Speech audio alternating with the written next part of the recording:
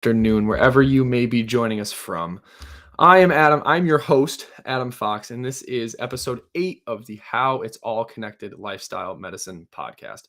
This is the podcast that helps bridge the gap between research and the application of that research in the real world setting so that you, the listener, can be empowered with the knowledge to take control of your health and wellness in order to live a happier and healthier life. So today, I have joining me, and drum roll please, myself. So today's gonna be a little bit different than the other episodes that we've done. We've done a lot of good episodes, or episodes with a lot of good content in them, and I know some of them have been rather lengthy. So today, I'm going to take some time and try to summarize all of the episodes that we've done into a couple bullet points from each. And I understand that listening to podcasts, sometimes ranging from an hour and 15 minutes to 3.5 hours, may not be the most suitable for everyone. Not everyone will have the time to do that. So today, I'm going to try to keep this nice and short and sweet, like 30 minutes, maybe 45 tops, and just explain what we've been talking about on each episode and who we've had on. So I hope you guys enjoy, and let's get to it. So the first episode was with Coach Adam Walker from Outcast Athletics. This is, if you watched the episode, even if you didn't, I'm telling you now, this is one of my very close friends and actually former, I guess you can call him a boss. I was contracted through him for my work or my use as a personal trainer during the summer. And him and I have created a great relationship. And some of the things we talked about was kind of not really in the relationship aspect, but more of the mindset aspect. And we discussed one of the important things. So cultivating a specific culture at his gym at Outcast Athletics, and how important that is to him. And then also how that culture affects the mindsets and motivations of his athletes while they're in the gym. A couple things we hit on is accountability and responsibility. So cultivating that relationship immediately makes you accountable and responsible for your actions. So what does it mean by that? Say if you're in a really close, tight-knit community or gym, like I'm talking about now, if you don't show up for a workout, you're going to have individuals not hounding you, but you're going to have individuals that are going to try to reach out to you to figure out, hey, are you okay? What's going on? Why aren't you here tonight? So it creates this sense of accountability and responsibility, right? And also it helps you have a sense of being, right? A sense of purpose that you are a part of a group and that you can identify as someone inside of a group setting. So that's one of the huge things I love about Outcast. And one other thing that we talked about that was really beneficial when it comes to, creating that culture at the gym is leadership. And one of the things being humility. So not just humility from the athlete standpoint of saying, oh, I missed a session. You do have a little bit of humility there saying, oh, I missed this session and I have people not even hounding me, but hitting me up about it, can definitely be something that is used for the good. Obviously, there's a downside to that, which we did talk about.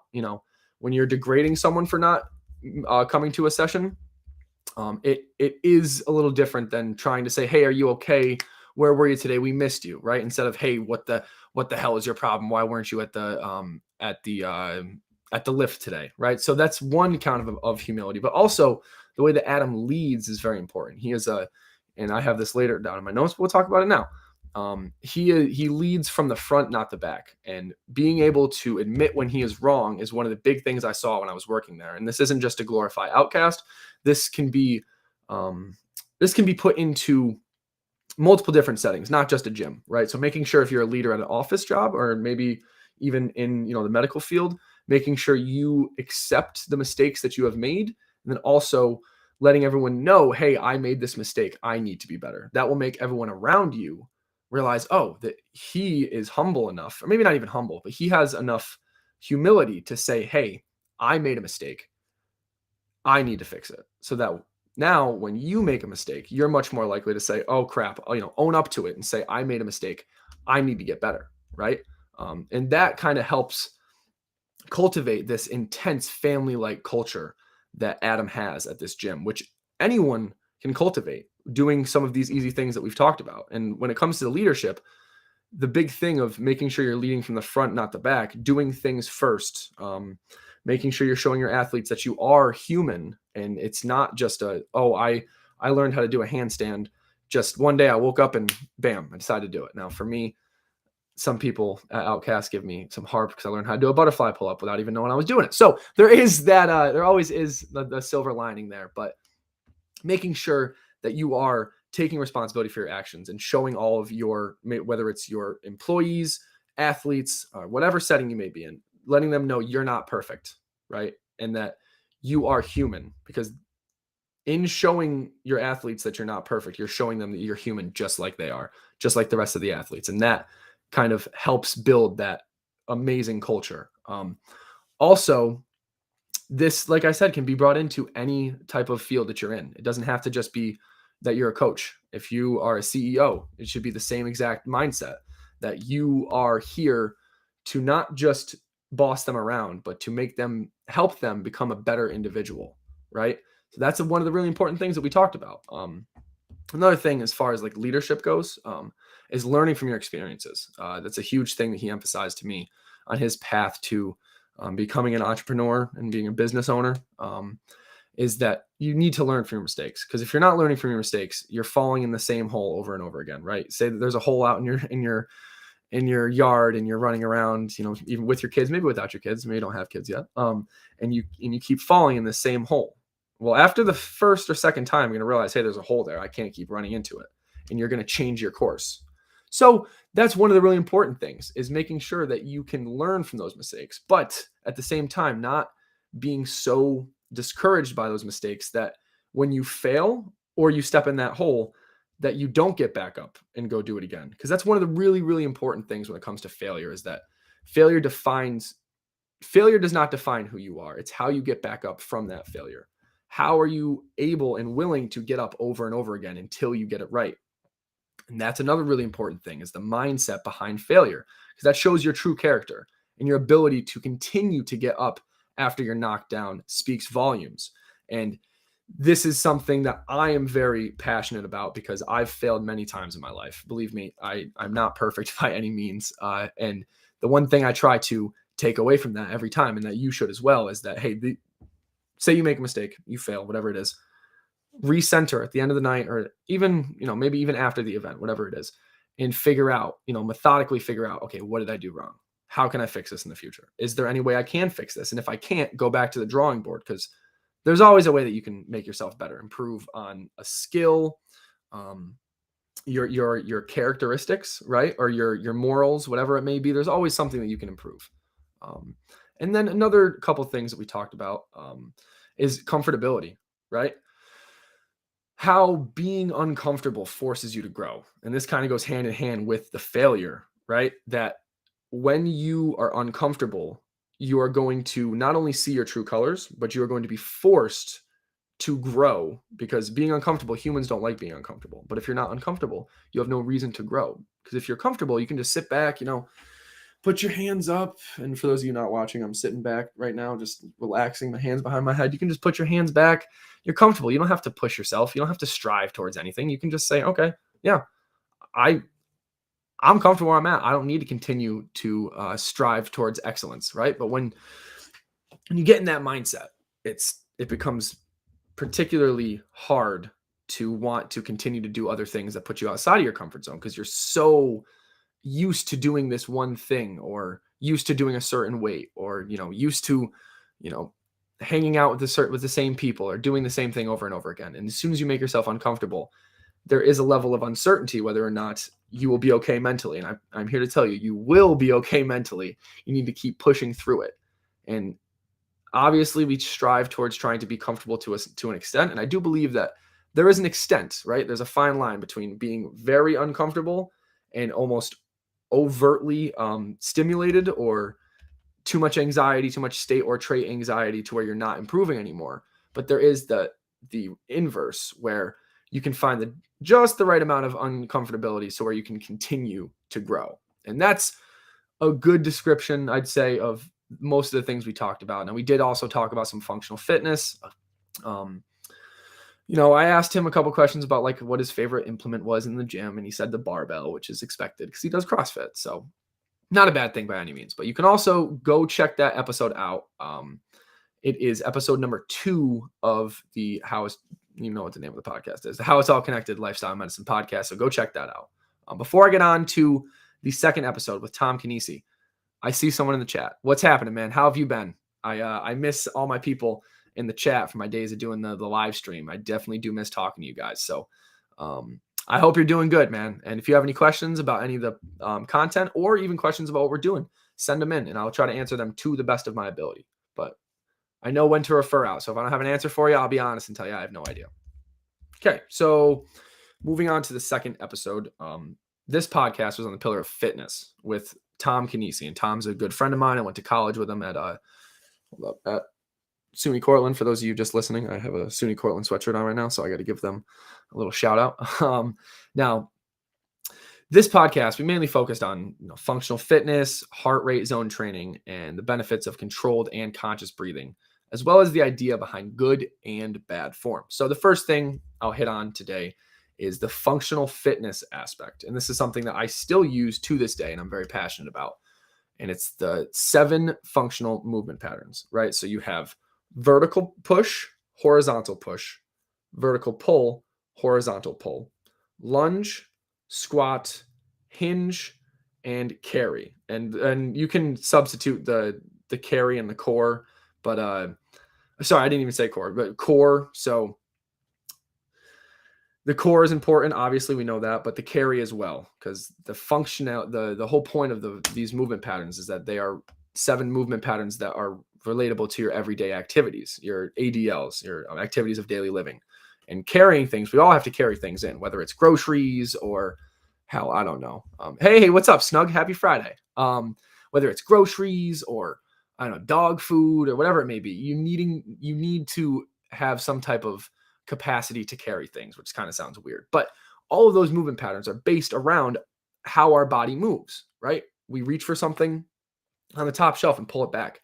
That's horizontal. That's vertical pulling, right? Even though it's more diagonal, but you know what I mean. Same thing with bending over to pick something up. That's a hinging pattern. So these things are really important to make sure that you are living a functional life and that you're not just putting up a lot of weight. And I know it's not a bad thing to put up a lot of weight, but so you're not just putting up a lot of weight and only working a couple patterns. So you're getting the full functional dynamic ability of your body by doing all of these patterns. And again, those patterns are vertical and horizontal push, vertical and horizontal pull, lunge, squat, hinge, core, and carry.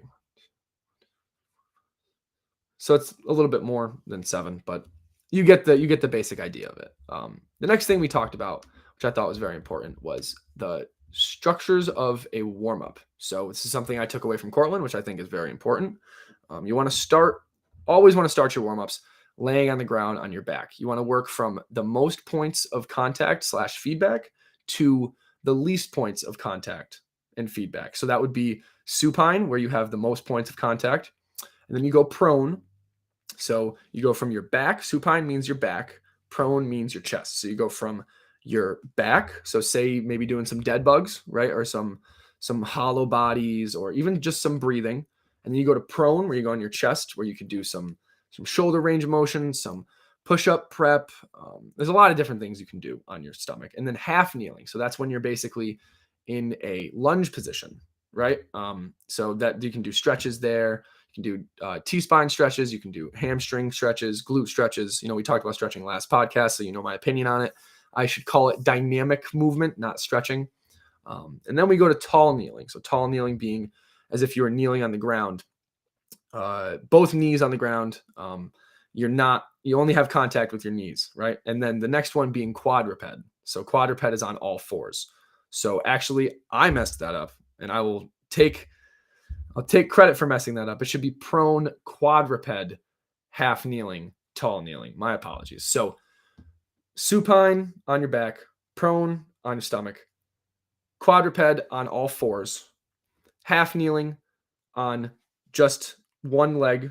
Well, you're in a lunging position, so you're technically on 2. And then tall kneeling is just kneeling in general.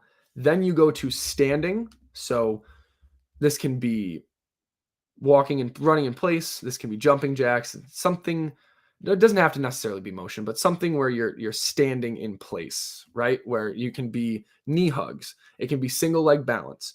It can be single leg ball toss or double leg ball toss, whatever it may be. And then the last thing is in motion. So this is something I kind of created, so to speak. It is a part of the Cortland, but I call it in motion. They call it moving. It's basically the same thing. It's just splitting hairs, where you're moving the body, and this is where it can be, marches, single leg march holds, or it can be side shuffles, or usually you want to try to program whatever the movement of the day is, or the movements of the day. Say you're doing like a lunge and a hinge and like a push. You want to try to get those similar movement patterns in the warm up. And this is where it's a great way to do it through the moving section or the in motion section.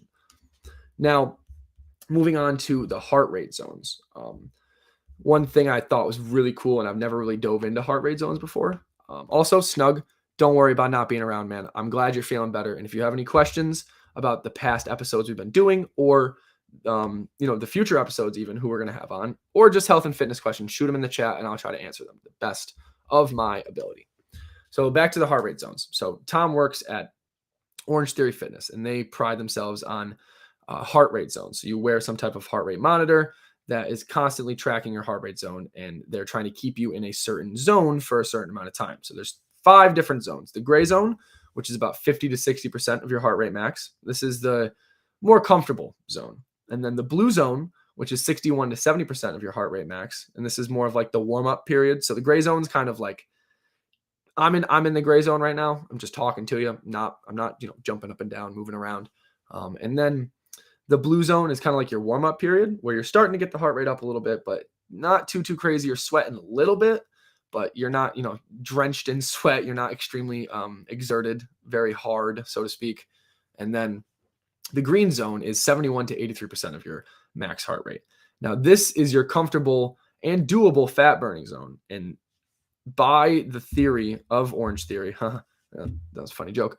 You should stay in this zone for a majority of the workout. So this is like 25 to 35 minutes of your workout. You're staying in this zone, and you should be comfortable in this zone, but it still should be exerting, right? And then the orange zone, so zone number 4 is 84 to 91% of your heart rate max. And this is kind of the uncomfortable zone.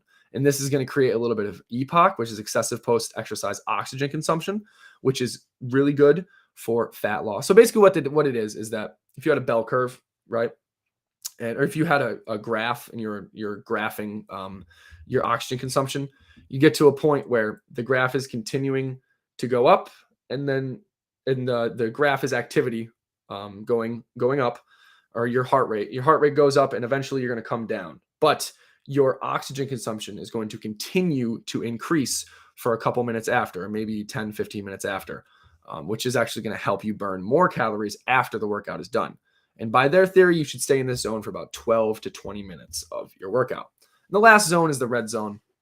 This is the 92 to 100%. And this is, you're emptying the tank completely. You are going as hard as you can, I'll say it, balls to the wall, so to speak, where you're just everything you got.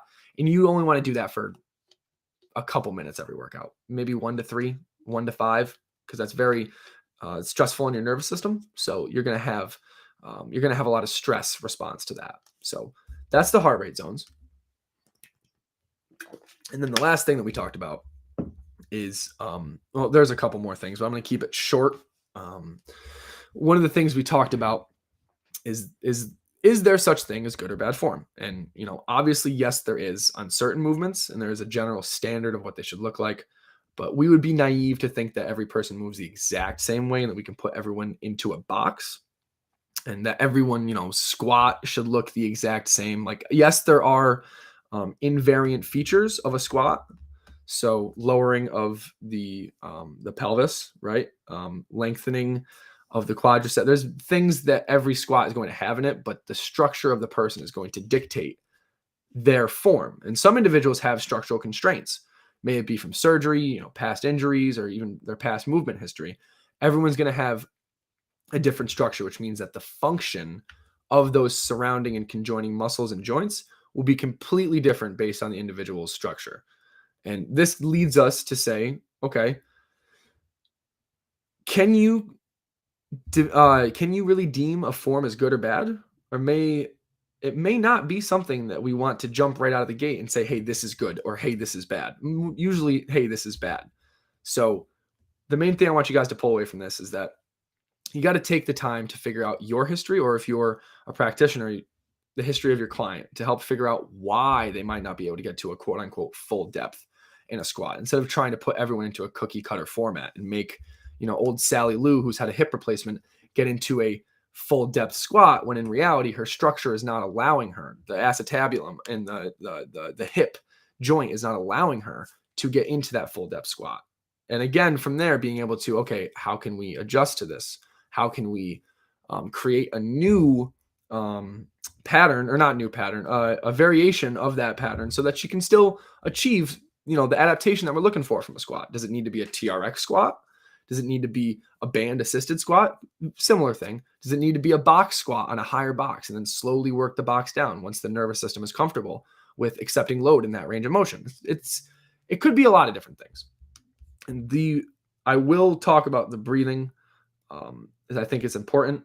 We talked about the benefits of breathing for the nervous system, and how you go from a parasympathetic. So say you come right in the gym and we want you to start out with breathing. Why do we do that? So first off, it's to, if you had a lot of coffee that day, or you had a very tense day, we want to bring you out of that higher sympathetic nervous system tone and back into a parasympathetic, so we can get a good workout in. So you're not all jittery and tense going into the workout. You don't want to be jittery and tense going into a workout.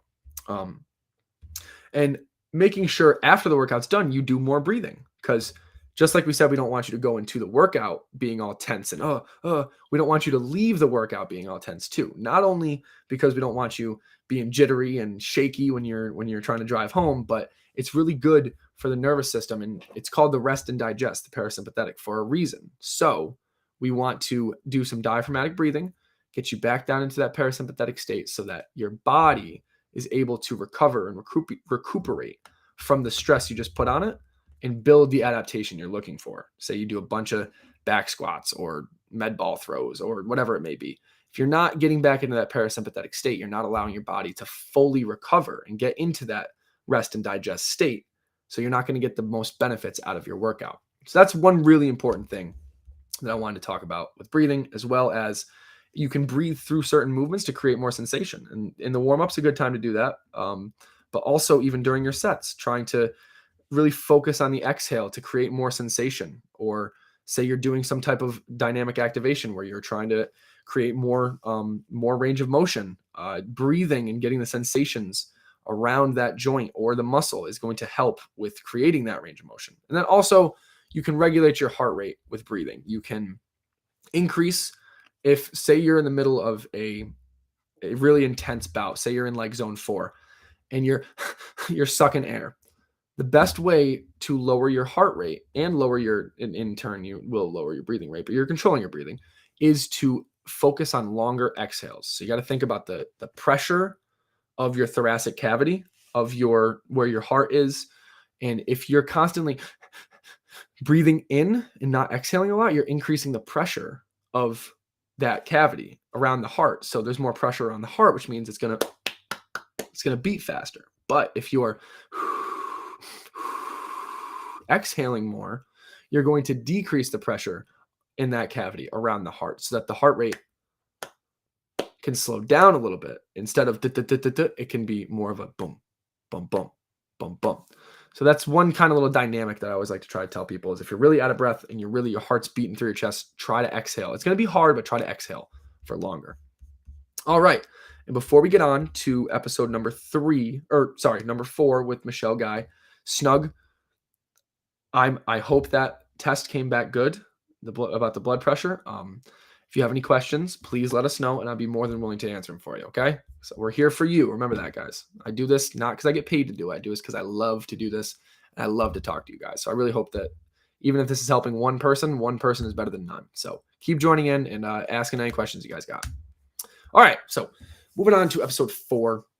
This episode tackled the pillar of nutrition with Michelle Guy, our friend and registered it's RDN, registered dietitian in I'm messing RDN, okay? Registered dietitian. Let's just call it that. I'm messing up exactly what it is, and I apologize, Michelle. But boy, let me tell you guys what. This was dense. And I'm only going to bring up 3 of the points from this podcast that I think are going to be the most useful. And if you want to learn more about this and all the things that Michelle had to offer, then you can go check out the podcast on our page. And I don't mean to say this hastily, but there's a lot to talk about, and I'm not going to be able to get through all of it. It was a 2.5-hour podcast. So go check that out so you can get a better understanding of the ins and outs of nutrition. So the first thing that we talked about was the keto diet, or the fad diets. So keto, carnivore, Atkins, and low carb diet. One of the first things that she described is that yes, they will help you lose weight drastically, but it is not sustainable, nor is it healthy. These diets make you lose drastic amounts of weights very quickly, and most in part because you're cutting out processed sugar and processed food, right? So you're going to lose weight if you're not eating, things that are really bad for you, like those Doritos or those Cheez-Its or the pizza. Like you're going to lose weight. And also you're going to lose weight because carbohydrates retain water. So for every 1 gram of carbohydrates that's stored in the body and it's stored as a glycogen, there's approximately 2 to 3 grams of water that's retained with those carbohydrates or the glycogen. So it's not just that you're losing fat or you're losing muscle, you're losing water weight as well. So if you go on the keto diet and you lose this massive amount of weight, it's probably a lot of water weight. Like I said, they will make you lose weight, but if you're cutting out these processed sugars in food, is this a good thing? Well, yeah, it's a good thing, but yes and no. Because you're cutting out those carbohydrates are really the only source and or fuel that your neurons are able to run off of. So you're kind of putting yourself on a peg leg or a step below when it comes to your cognitive function. If you do this over and over again for a long period of time, you can really start to see a cognitive decline. Now, there are things that some people that do some of these fad diets attribute to, being able to have cognitive functioning, but usually those are stimulants or some other type of maybe not even prescription drug, but some other type of supplement that helps them attain that cognitive control, so to speak. So that's really important. You guys got to understand your neurons and your brain runs off carbohydrates. So don't cut out carbohydrates completely. Instead of cutting out carbohydrates, you can substitute the starchy carbohydrates, such as the pizza, the snacks we just talked about, white bread, potatoes, and most fast food, with healthier and more sustainable options that align with a whole food diet, such as like sweet potatoes, whole grain bread, whole grain rice, or brown rice, and quinoa as well. So there are many options. If you want to hear some more of the options, as always, go check out the episode. Another thing I just kind of touched on was the whole foods diet. So she was very big on whole foods diet and sustainability. So I first want to say that no, whole foods diet does not mean you have to shop at Whole Foods. It also does not mean you have to it also just kind of means that there's an emphasis on eating whole food sustainable meals, meaning that your food should be the whole grain carbs, like I previously mentioned, and then also eating whole food sources like fish, chicken, poultry, meat, and other animal products, as well as fruits and vegetables. So basically, if you can get it from Mother Nature, if you can't get it from Mother Nature, you shouldn't be having it. The second part of this is sustainability, and not sustainability in the terms of earthly sustainability, but more so in the terms of something that will work for you. And when I mean earthly, I know there's some fads and discussions around, going vegan to help save the world. I'm not going to get into that. I don't know enough about, and I'll be honest and admit, I don't know enough about the effects of um, single crop agriculture or the meat industry. I don't know enough about that to say that it's unhealthy or healthy for the environment. So I'm just going to skip that. It's out of my scope. Not going to try to talk about it. So the thing about sustainability is that if you absolutely hate chicken, rice, and broccoli, then don't force yourself to eat it. You don't have to force yourself to eat something you don't like. Just find a better alternative. So for me, I'm not a huge fan of chicken, rice, and broccoli anymore. I ate too much of it when I was younger. And by younger, I mean in the past couple of years. And now instead I eat like a beef or some type of steak or meat or even fish with some peppers and maybe some broccoli and then some sweet potatoes. So I'm still getting the healthy carbohydrates that I need that aren't the starchy, really poor carbohydrates for your body. And this is really centered about focusing on something that you can do long term and not just the short term, because that's sustainability. And that's one of the issues with the keto diet or Atkins diet or even the carnivore diet is say if you have kids or if you don't have kids, you're at a party and there's only, cake and other goodies to eat, but you've been doing really good on your diet, but you're on the keto diet, like I said, and you're like, oh, I can't have this because I'm gonna go into ketosis. Like that's not sustainable. You're gonna eventually have a piece of cake or have some ice cream because we're humans and we like that pleasure. We like to have that sweet or salty goodness, right? So it's not beating yourself up when you have one piece of cake at a party. It's understanding, okay, this is the one piece I'm going to have, and that's all I'm going to have. It's sustainable, right? You don't have to eat the whole damn cake, and you don't have to not eat the cake. It's just in the middle, finding a sustainable diet for you. And I shouldn't even say the word diet because diet insinuates that it will end at some point in time. And what Michelle and I talked about that was really big was it's a lifestyle change, something that's long lasting. Because if you change your habits or your lifestyle, the food you eat will change in turn. Instead of saying, hey, I'm going on the Atkins diet, it's like, oh, how long are you going to do that for? Oh, I'll do it for a couple months, see how I feel. Okay, as soon as you're done doing that, you're going to gain back all your water weight like that. So again, sustainability is key here.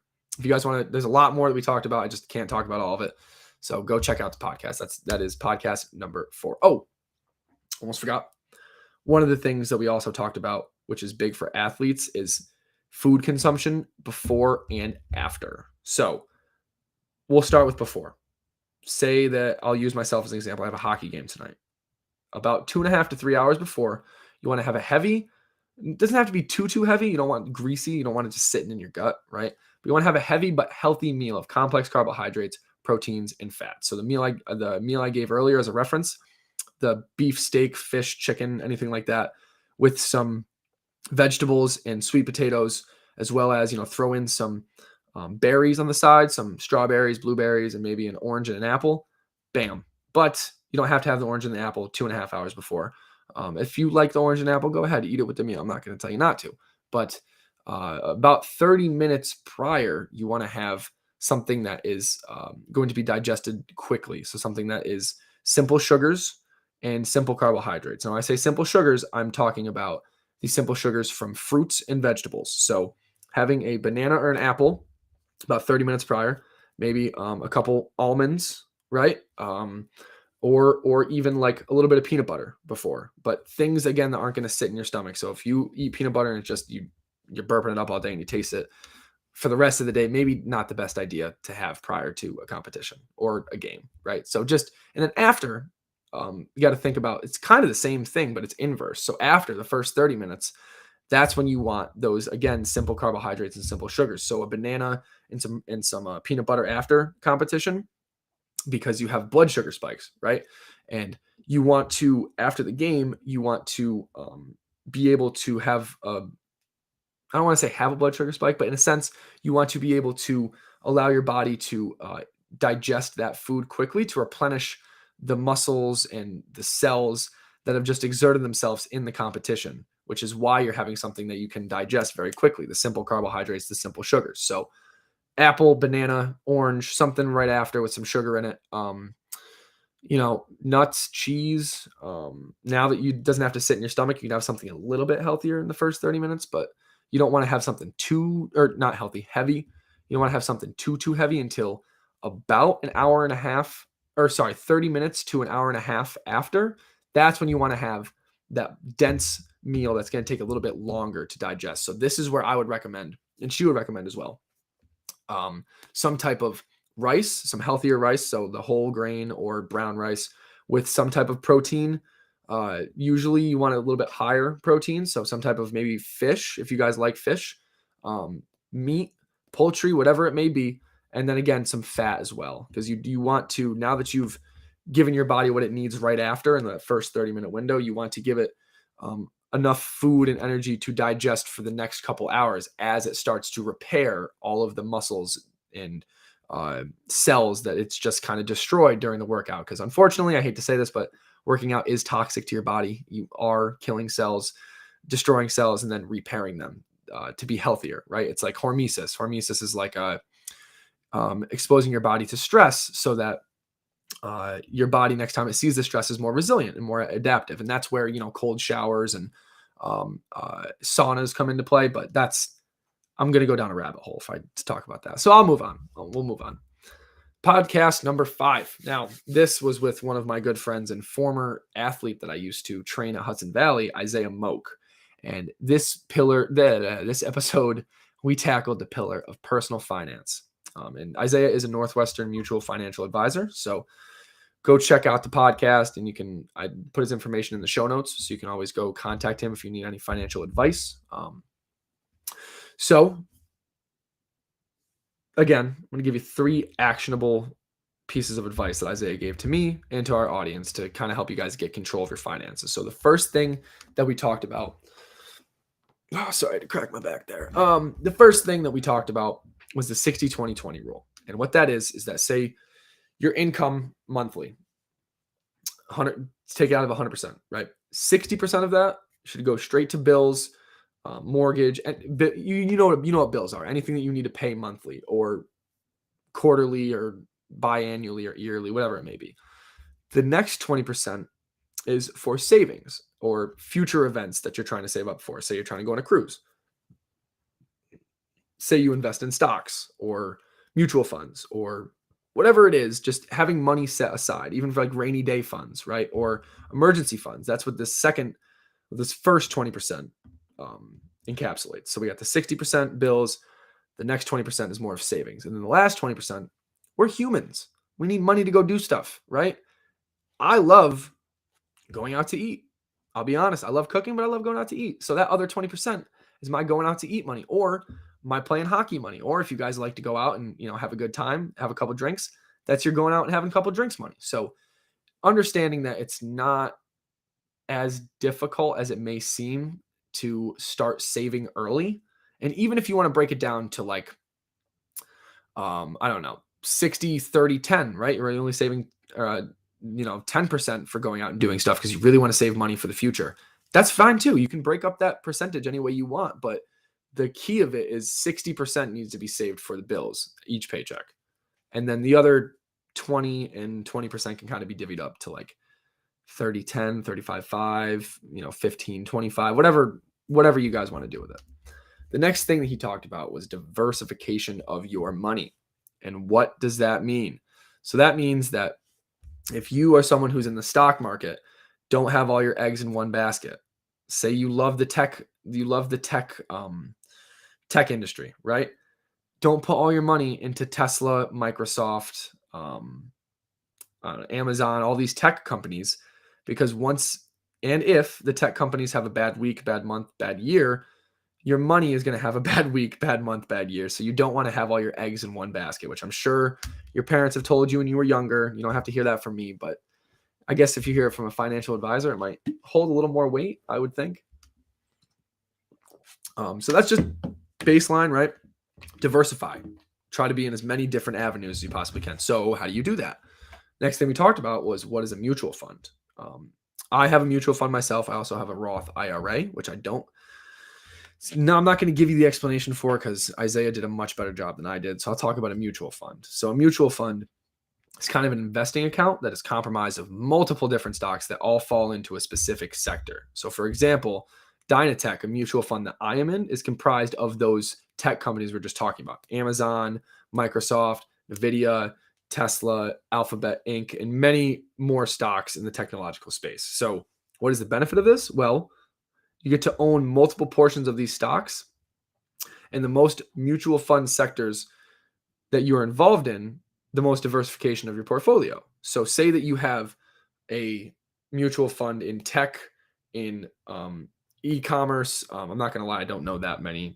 I'm just trying to spitball here on the different places you can put your money into. Maybe even the hospitality. Like, there's many different sectors you can put your money into. Housing, right? They're not housing sector. So trying to not have all of your money into just one mutual fund. Diversify it.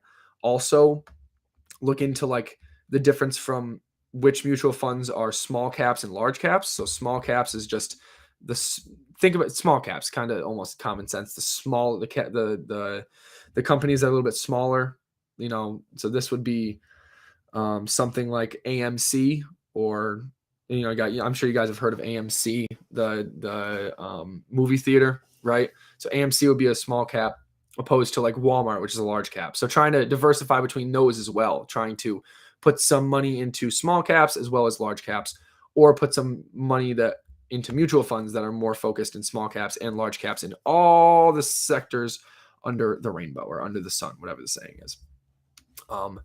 That's all I got for Isaiah. We do have 2 more episodes to touch on. I know I'm running on 40 minutes here, so I'm going to try to make this short and sweet so you guys don't have to listen to this whole damn thing if you don't want to. So episode number 6 was one of 6 and 7, and this is no harp against any of the other guests, was just some of my favorite episodes. I can't even say that. Every episode was my favorite episode because I got to have really awesome conversations with really awesome people. And that's really, aside from bringing information to you guys, I love to have conversations where I learn things, because I know if I learn things, other people are learning them, because I don't know everything and I don't claim to know everything. So I try to bring people on that have vast knowledge in a field that I'm not familiar with, so that I can help you guys learn about it as well, while simultaneously I'm learning about it too. So Kevin Cook is nationally certified peer support specialist. The first thing I asked him was, Kevin, what is a peer specialist and why are they so important? And what he told me is a peer specialist is someone who has lived through similar things to the people that they are helping. So what does that mean? So I'll use Kevin for an example. Kevin, and he openly talked about this, so I'm not throwing him under the bus by any means, but Kevin struggled with substance abuse and alcoholism earlier on in his life. And he decided to make a change. And if you want to hear the story behind it, it's a great story. Go listen to the podcast. He decided to make a change and say, you know what? I'm not going to do this anymore. I'm done living this life, this unhealthy life that I'm living. I'm going to go change my life, right? He went to rehab, became clean, and still is clean. He's 13 years clean as of March 3rd. So kudos, round of applause to him. Give him a pat on the back. Go, seriously, good for you, Kevin. So what that means is now, him being a peer support specialist, he's walked that walk. He's dealt with mental health issues. He's dealt with addiction. He's dealt with substance abuse. So now he has a shared experience or a lived experience. And what that basically means is that he's walked that walk. He understands what the individuals that he's trying to help are going through. And that immediately breaks down so many barriers that a lot of people have when they go talk to someone about their issues. They think, oh, nobody understands me. No one understands what I'm going through. They're just saying what they need to say to have me come back so they can get more money, right? Like when it comes to like counselors or psychologists, I'm not saying they do that, but that can be the mindset of some individuals towards those counselors. And a peer support specialist is someone who really understands what you're going through, which immediately breaks down those walls of levels of comfort, so that you can actually talk to them about what's going on, and they'll understand you, so that when they try to make a behavioral change or a lifestyle change with you, it's not that they're just telling you from this superior place of, oh, I would never do that, you should do better. It's saying, hey man, I understand, and this is how I got through it, and this is how I can help you get through it, if you are just willing to allow me to help you. And this is vastly different than psychologists or therapists, because usually, and this is not all psychologists and therapists by any means, I think there's a lot of really good work done out there in the therapeutic field right now when it comes to mental health, and especially with psychologists. But the big thing and the difference is that when you're a peer support specialist, you're trying to make a behavioral change first before you start trying to attempt to mend or fix the issue with medication or with some type of supplement, right? So looking at it from, you need to change the way you're acting in your behaviors before you start adding on drugs and chemicals to make you change your behaviors. Because without a cognitive behavioral change, you're not going to, those drugs you're taking or the medication is not going to do anything. And we talked about this a little bit, the two of us, we've both been on medication. Myself, I have ADHD, and I do take ADHD medication, but in the past, I've had a adverse relationship. I'll call it adverse relationship with my ADHD medicine because I was taking it without trying to make any changes to make my attention span and my ability to focus any better. I was just trying to take the pill and be like, all right, come on. It's like you're playing dice, come on, roll the dice and let's just give me double sixes. Give me some magic, right? These pills are not magic. You need to have a behavioral change behind the medicine to make it a long lasting change. And we talked about that in depth and how important it is to really understand you are not any better with the medicine than you are without it if you are not making behavioral changes as well. And obviously there are certain circumstances like heart blood pressure medication and even for some schizophrenic medication, like there is a line. So I'm not saying that you shouldn't take any medication at all without behavioral changes. I'm just saying if you're trying to make a behavioral change that's mental, where it's substance abuse, mental health, whatever it may be, you need to have behavioral changes before you go on that medicine so that they're long lasting and sustainable. So the medicine can help, but the behavioral change is the really underlying factor of why you're improving. And that was a great episode. You guys can go tune into that because I really had a lot of fun on that one. And the next one, again, I can't call it my favorite, but this was dense, man. This was 3.5 hours long of two nerds just nerding out over exercise. And again, because it was so long, I'm going to do my best to give you like 3, maybe 4 key things we talked about. So we talked about barefoot shoes and minimalist shoes, they call them, and barefoot, the lifestyle behind being barefoot and why it's important. So I want you guys to think here for a second. When you wear gloves, they have, unless you're wearing mittens that your grandma sewed you or your grandma didn't sew you. I'm not going to talk down on your grandma because I'm sure those mittens are really warm and comfortable, but they don't have, usually gloves have individual finger holes, right? They're not all crunched together.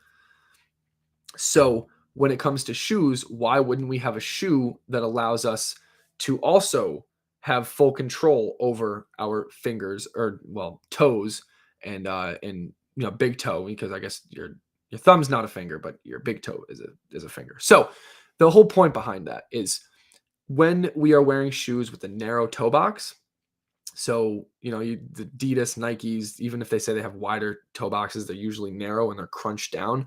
So when you're wearing a shoe that has a narrow toe box, your pinky and I don't even know if it's called your ring toe, but your pinky and your fourth toe overlap each other. Now, what does that do upstream for the rest of your muscles, right? So let's think about it with the hand.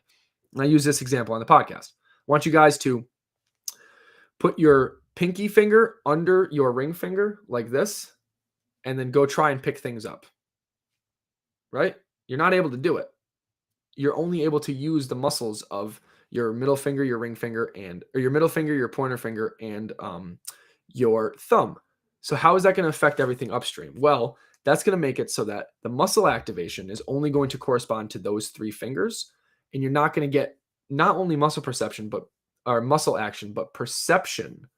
You're not going to have sensation of those other fingers that are all bundled up. And the same thing happens with your toes. When you're in that narrow toe box, you can't splay your toes. So you can't get full force dissipation of all of your weight.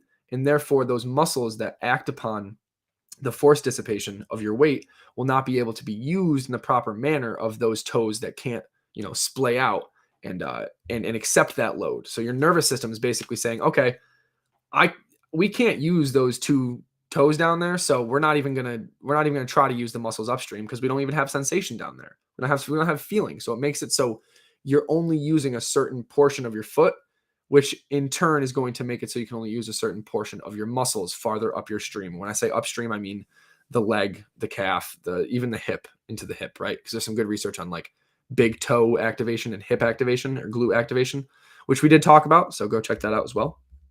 And another thing I kind of just touched on there is bringing the brain to body connection to therapy and looking at things from the brain. So you got to look at it from like an evolutionary standpoint. We talked about this very in depth.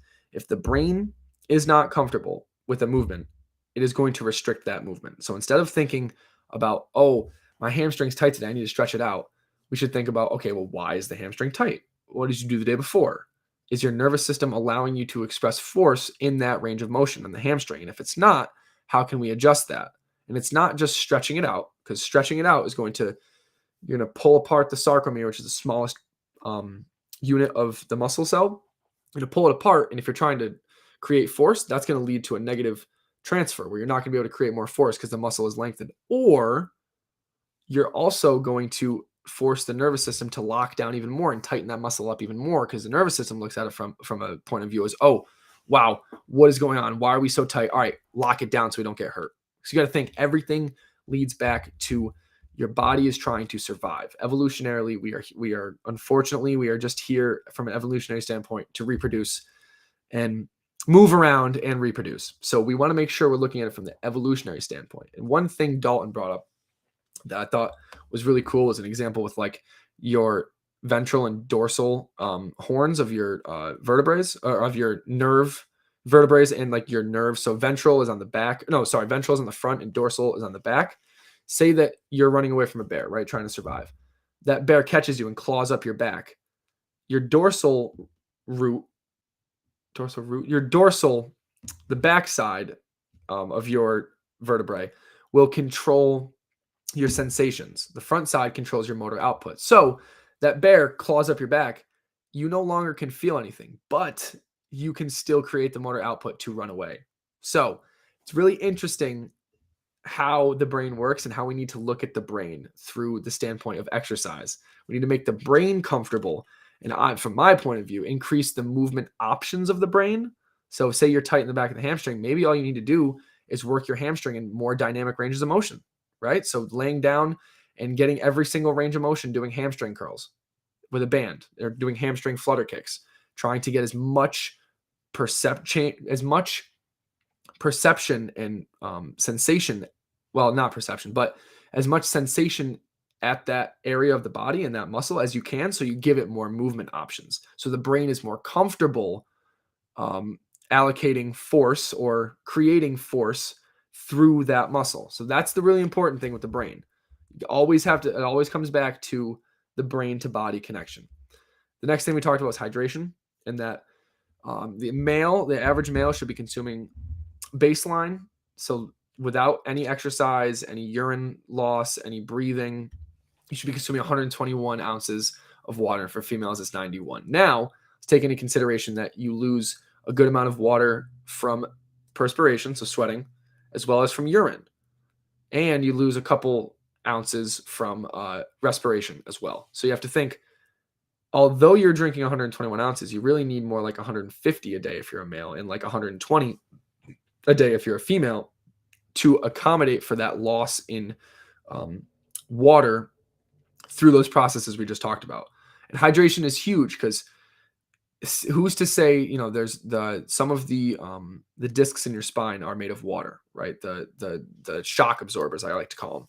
So who's to say that when you're 60 years old and you have a degenerating disc, who's to say that it's from a specific movement or stress and not from hydration? Because if those little sacs in the shock absorber are made of water, how can we say that it's not from 60 years of being dehydrated? So the overall point of this is drink more water. It's really healthy for you and really important for the overall functioning of your body, because your body is made up of over 50% water. And what are your cells made up of? Water. What are your muscles made up of? Cells. So if you're dehydrated, your muscles and your cells are not going to work at the highest level of efficiency as they should, because you don't have you're simply not hydrated, right? So it's another really important thing to think about. Try to get as much water in as you can. That's why you hear me, not only because I have cotton mouth, because I'm talking like crazy. And I do apologize if I go a little too fast. Just hit the button on the bottom left of, if you're on Apple, there is an option to slow down the speed. You can always slow me down a little bit. And then the last thing I'm going to talk about is intermittent cooling and ice.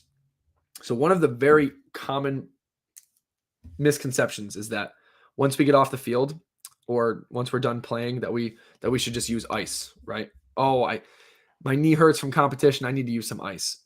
Well, what are you doing when that happens? What you're doing is you're stunting the body's natural immune response. So that swelling, that inflammation you're going to get even if it's maybe not an injury, but after an athletic performance, is your body sending nutrients and macrophagia and microphagia and white blood cells to the area to be able to take away all of that bad stuff, the metabolic byproducts and the buildup, and filter it out so that the next day you can still do the movements and you can get the recovery and adaptation from whatever you were doing, right? So playing hockey, it's not necessarily a great idea as soon as you're done with a game of hockey to just jump in the ice bath, because then you're stunting your body's natural immune response. Another thing, so now we've talked about exercise with ice. Let's talk about injury with ice. One of the common things that we hear is, oh, you hurt yourself, rest, ice, compress, elevate. Fun fact, the dude that created rice, the doctor from Harvard, has actually redacted rice and now says that you need to do motion. Why is that? Again, it's a natural immune response. Say you take a puck to, I don't know, let's say the game's over, right? So we're not talking about trying to get you back on the ice. So this is a big difference between the two. Because if you're trying to get back on the ice, we understand trying to decrease some swelling so you can have the range of motion of the foot or the ankle, whatever it may be. And the same thing for injuries that are drastic and there's a lot of swelling. If you have a loss in range of motion for days on end, doing icing will help decrease the swelling so you can get the natural range of motion back, because your body already has that immune response and is getting all of the beneficial things from it. So instead of thinking, oh, I can't ice because Adam told me not to. No, if you have some type of surgery or a massive injury that's causing sustained loss of range of motion, icing is not a bad thing. But when it comes to an injury that's an acute injury, say again you got hit with a hockey puck, or you took a stinger in football, or you took a baseball to the side of the ribs, you don't necessarily want to ice it immediately, or you don't really want to ice it at all, because that's, again, your body trying to heal itself. Don't stop the evolutionary process of inflammation because you think that, oh, it'll make me feel better, it'll get rid of the pain, and then it's going to decrease the swelling. No, swelling is a good thing.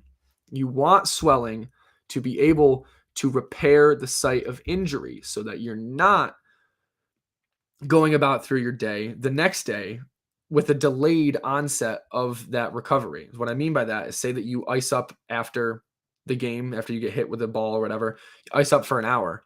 You're delaying that immune response for an hour. So therefore, it's going to take you it's going to take you longer to properly recover to the point where you were prior to the injury. And then if you keep on doing it every day, you're just decreasing the amount of time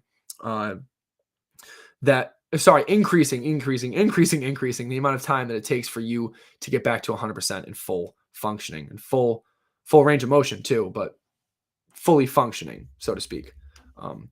And that's one thing we really hit home in this podcast was making sure that we knew the difference from icing for injury and then also intermittent cooling. So what is intermittent cooling? Intermittent cooling is in the middle of your rest periods.